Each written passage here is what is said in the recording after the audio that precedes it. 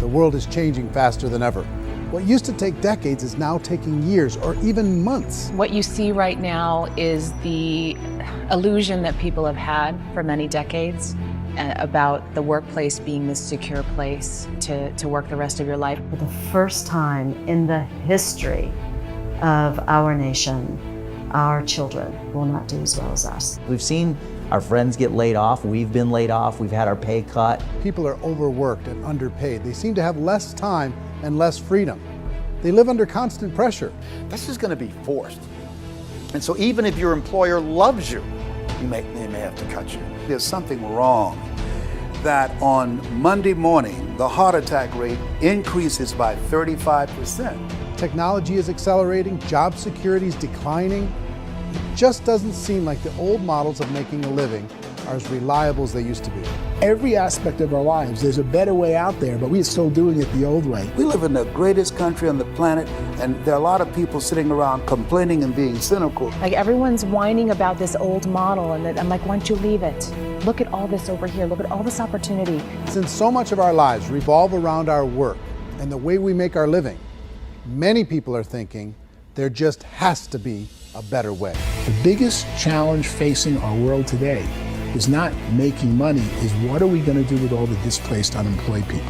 People are afraid that they're going to make the wrong decision. People are afraid of the unknown. People are afraid that maybe I don't have the skills. Hey, sports fans, industrial age is over. It's dead. It's dying. That's why going to school to get a job is an obsolete idea. A steady paycheck is an industrial age idea. The career landscape has changed dramatically, and many are still working in a model that is completely out of date. What worked for previous generations isn't working as well for people today. Let's look at unemployment. 30–40% of the people are honestly not working, but would be working. What our government does is if you haven't found a job in 6 months, we don't call you unemployed. We pretend you dropped out of the labor force. I've often said that unemployment, particularly structural unemployment, that's unemployment due to technological changes, is the first sign of economic growth. Think of it, 10 people live on an island. They go out every day and fish. One day, new technology shows up. A missionary brings them a net. Now, using the net, one pilots the boat, one throws the net. 2 fishermen can do all the work 10 used to. That's a 500% increase in productivity, 2 doing the work of 10, in one day. You don't have to learn a lot to learn how to throw a net instead of throw a fishing line. The island's got a big problem, 80% unemployment. But the island still has all the wealth of the fish because the 2 people produce as much fish as 10 did. Now, of course, looking back in history, these changes used to take thousands of years. And during that time, we went into farming and transportation. Some of us became doctors and some teachers and lawyers, and we developed all these new professions and new manufacturing jobs. Today, these changes are occurring literally in one day when a new technological advance occurs, and we don't have the social structures to deal with it or to retrain the unemployed people. Today, if you're going to control your future, the 40-40 plan is gone, where you can graduate from college and get a job and work for 40 hours a week for 40 years. That day is gone. So some of these charts actually tell you what's going on. And this is a really interesting one, you know. People are going back to school because if I go back to school, I'll get a nice job. But this is what's happening to, it's called Sallie Mae, which is the student loan guys. Student loan is going through the roof. It's now over $1 trillion, and student loan debt is worse than credit card debt. So when people stopped using credit card, the government got people into student loan debt. And the problem with student loan debt is you can never be forgiven. See, with credit card debt, you can declare bankruptcy and all's forgiven. But student loan debt, you can declare bankruptcy, you still owe it. It's the worst of all debt. But this is the next picture. Look at this chart here. This is what's happening to wages of college graduates. It's going down. So you go to college, you rack up all this debt, but you earn less money. Now, that's not that intelligent. Average person who's been working a lifetime in America today is ending their lifetime at 65 with about $41,000 in assets. They earned just enough to survive. I think in the United States, we have something like 17 trillion in debt. That's just the federal government debt. We got another 2 in municipal and in other, let's call it almost 20 trillion government. We've got 40 trillion in private debt. That comes up to close to 60 trillion. When you then add something we never had before, what you were talking about, when we look at the unfunded portion of Social Security and primarily Medicare, Medicaid, that at the most conservative estimates from outside firms, Kleiner Perkins, 67 trillion and growing. That's more than all our other debt. There's less conservative estimates that say it's 84 trillion or higher. I added up conservatively $127 trillion in total debt. Debt is a financial drug. When you take it to excess, it's like taking a drug. Yeah, it makes you feel better, it enhances your performance, but at a huge cost, eventually it kills you. And so that's what happens. We keep doing more and more debt, and you get less and less results, just like a drug, until the debt gets so high that it crushes the whole system. That's where we're at, 8.2 times GDP. You know who I feel sorry for?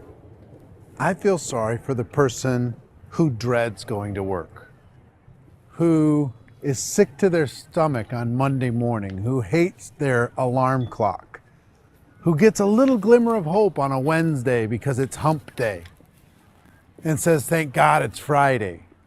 And they live for those 2 days a week where they get to be themselves and they don't have to be around people they don't like, and they don't have to play the political game in the office, and they don't have to live this half life. The person that works 50 weeks a year just to be able to have the 2 weeks for vacation. And you know what happens to most of them nowadays? They don't have a vacation. They have a staycation. They have time off of work, but they don't get to go where they want to go because they're overextended. They've got all this debt. They got all this situation. They hate their alarm clock. They can't sleep until they're done. They have to spend most of their life in traffic.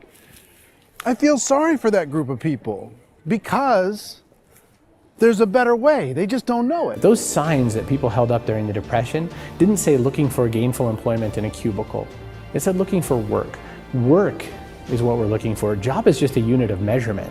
Work is what we're going after. It's time to look in the mirror and say, it's not the economy, it's my economy. It's my little world of where I am. I need to improve. I'm not going to wait for the economy to come back because, frankly, the economy is doing great in this country. The other status symbol really increasingly is lifestyle. I mean, people can own their own business, maybe even work out of their house. That, I tell you, people admire that. Like, gosh, I wish I could do that. The spirit of the entrepreneur is to be a risk taker and to be resourceful and unstoppable and to have a vision of yourself beyond where you are and not willing to settle for life as it is. Think about the great entrepreneurs. They're visionary. They have heart. They're willing to do today what others won't so they can do tomorrow what others can't. Personally, I don't think of the new economy, the old economy. I create my own economy. The entrepreneur's in control. I decide what the economy is going to be like. In the world of entrepreneurship, there are no limits. You can make as much as you want, depending on how much you want to work and how smart you are and how great a team you put together. There's no more lifetime rewarding business than being an entrepreneur. Why in America, where anyone could be anything, would people want to give up their freedom and become effectively a modern-day slave, told shut up and be here every morning at 7:30, leave at 5:30, and do what I tell you? Any kind of a retail business, retail build-outs, is extremely expensive. Even just these small little yogurt stores where they're putting little yogurt machines and you get all the different flavors, you're spending $200,000, $300,000, $400,000 to open a yogurt shop. I would love to buy a Dunkin' Donuts, but it's $500,000 or so to start. I don't quite have that just in case money.